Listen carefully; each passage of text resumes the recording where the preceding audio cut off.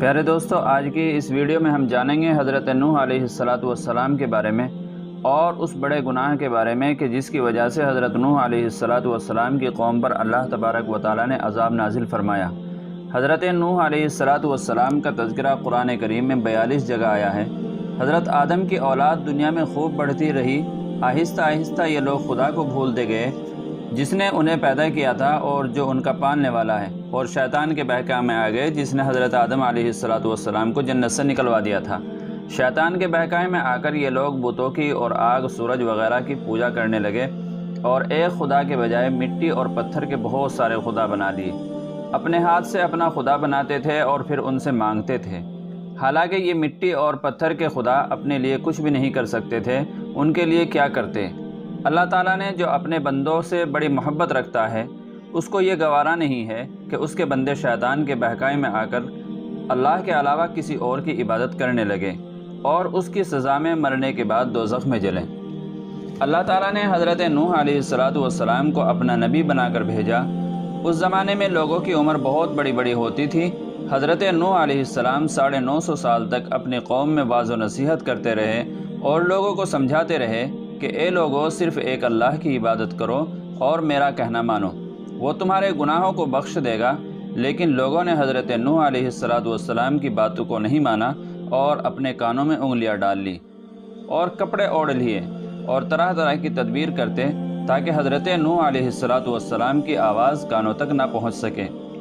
حضرت نوح علیہ السلام ہمت نہیں ہارے اور وہ برابر سمجھاتے رہے اور کہتے رہے، اے لوگوں، اللہ سے معافی مانگو، وہ بڑا معاف کرنے والا ہے۔ وہ تم پر آسمان سے بارش برسائے گا تاکہ تم خوب اناج پیدا کر سکو، اور اس کے ذریعے سے بڑے بڑے باغات پیدا کرے گا، ان میں نہریں جاری کر دے گا، تمہیں مال اور دولت دے گا اور بیٹے دے گا۔ تمہیں کیا ہو گیا کہ تم خدا کو نہیں مانتے؟ حالانکہ اس نے آسمان بنائے، چاند اور سورج بنائے، اس نے تم کو مٹی سے پیدا کیا اور پھر اسی مٹی میں ایک دن تم مل جاؤ گے اور پھر قیامت کے دن اسی مٹی سے تم کو دوبارہ زندہ کر دے گا۔ لیکن لوگوں نے اپنے بتوں کو پوجنا نہیں چھوڑا اور حضرت نوح علیہ السلام سے کہنے لگے، ہم اپنے بتوں کو ہرگز نہیں چھوڑیں گے، اور ہم کو تو تم اپنے جیسا آدمی ہی دیکھتے ہو، اور تمہارا کہنا بھی صرف چند غریب لوگوں نے ہی مانا، اور ہم تو تم کو جھوٹا سمجھتے ہیں۔ حضرت نوح علیہ السلام نے کہا، اے میری قوم، میں تم کو جو نصیحت کرتا ہوں اس کے بدلے میں تم سے کوئی مال اور دولت نہیں چاہتا۔ جو غریب آدمی مسلمان ہوئے ہیں اور اللہ پر ایمان لائے ہیں، ان کو میں اپنے پاس سے تمہارے کہنے سے نہیں نکالوں گا۔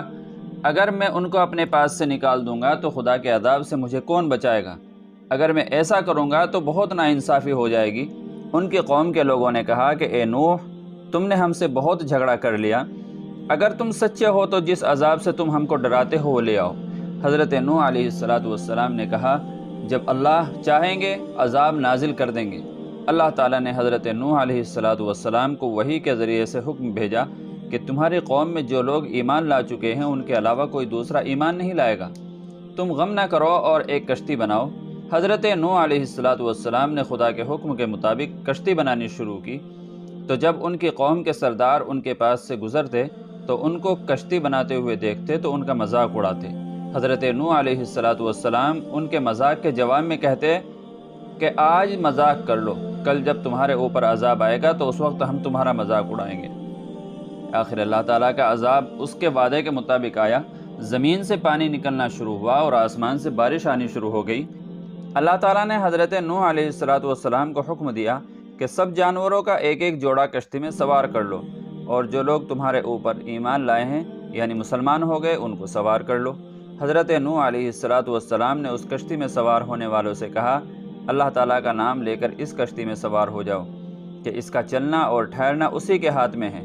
اللہ تعالیٰ بڑا بخشنے والا مہربان ہے۔ کشتی ان سب لوگوں کو لے کر لہروں میں چلنے لگی، تو اس وقت حضرت نوح علیہ السلام نے اپنے بیٹے سے کہا، اے بیٹے، ہمارے ساتھ ہو جاؤ، ہمارے ساتھ سوار ہو جاؤ اور کافروں کے ساتھ مت رہو۔ اس نے کہا کہ میں کسی پہاڑ پر چڑھ جاؤں گا، وہ پانی سے بچا لے گا۔ حضرت نوح علیہ السلام نے کہا کہ آج اللہ کے عذاب سے سوائے اللہ کے کوئی بچانے والا نہیں ہے۔ اتنے میں دونوں کے درمیان ایک پانی کی لہر اٹھی اور وہ ڈوب گیا۔ پھر اللہ تعالیٰ نے زمین کو حکم دیا کہ اپنا پانی نگل جا، اور آسمان کو بھی حکم دیا کہ پانی برسانا بند کر دے۔ یہاں تک کہ پانی سوکھ گیا اور تمام کافر دنیا سے ختم کر دیے گئے۔ حضرت نوح علیہ السلام کی کشتی جودی پہاڑ پر جا ٹھہری۔ حضرت نوح علیہ السلام نے اپنے پروردگار سے عرض کیا کہ اے میرے رب، میرا بیٹا بھی میرے گھر والوں میں سے ہے اور آپ کا وعدہ سچا ہے۔ یعنی حضرت نوح علیہ السلام کا مطلب تھا کہ اے اللہ، آپ نے وعدہ فرمایا تھا کہ تیرے گھر والوں کو اس طوفان سے بچا لوں گا، پھر میرا بیٹا کیوں ڈوبا؟ تو اللہ تعالیٰ نے فرمایا کہ اے نوح، تیرا بیٹا تیرے گھر والوں میں سے نہیں ہے، کیونکہ اس کے عمل اچھے نہیں تھے۔ میں تجھ کو نصیحت کرتا ہوں کہ ایسی بات نہ کر جو تیرے علم میں نہیں ہے۔ یعنی اس لیے کہ کنعان اللہ تبارک و تعالیٰ کے علم ازلی میں کافر تھا، اور یہ بات حضرت نوح علیہ السلام کے علم میں نہیں تھی۔ حضرت نوح علیہ السلام اللہ پاک سے توبہ کرتے اور اپنے گناہوں کی معافی مانگتے۔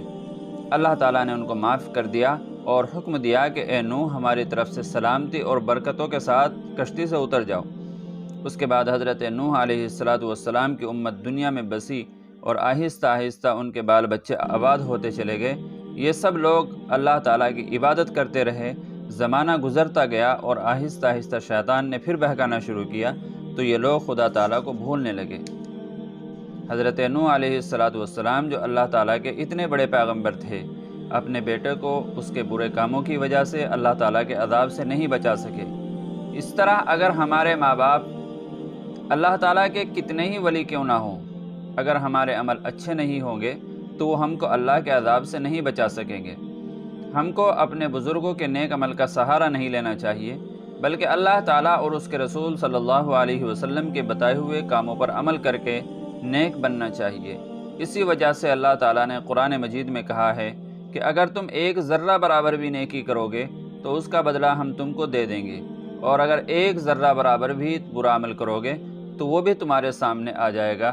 اللہ تعالیٰ ہمیں رسول اللہ صلی اللہ علیہ وسلم کے سنت کے مطابق زندگی گزارنے کی توفیق عطا فرمائے، آمین۔